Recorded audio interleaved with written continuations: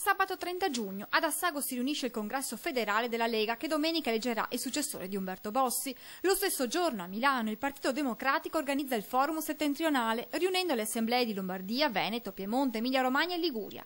Una manciata di chilometri separa i due partiti che da Milano ripartono per una nuova stagione politica.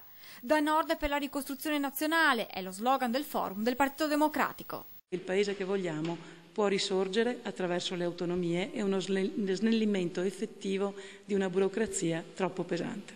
A Milano verranno affrontate le questioni che riguardano le regioni del nord, puntando ad una maggiore autonomia territoriale, senza però dimenticare l'unità nazionale. Il fisco, l'autonomia, la riforma dello Stato, la competitività dei nostri territori devono essere la base per il grande progetto nazionale di ricostruzione del Paese Italia. Dobbiamo tornare attraverso un IMU al 100% ai comuni, attraverso le tasse federaliste, quindi la tassa di registro, per esempio, direttamente affidata ai comuni, di concedere le autonomie necessarie. Al centro del forum milanese un nuovo patto di cittadinanza che parte da un presupposto. Di considerare il cittadino e quindi l'impresa, chiunque abbia necessità di colloquio con la pubblica amministrazione, un soggetto da rispettare. Federalismo, autonomie territoriali, per qualcuno termini poco di sinistra, ma Rosanna Filippin non ci sta.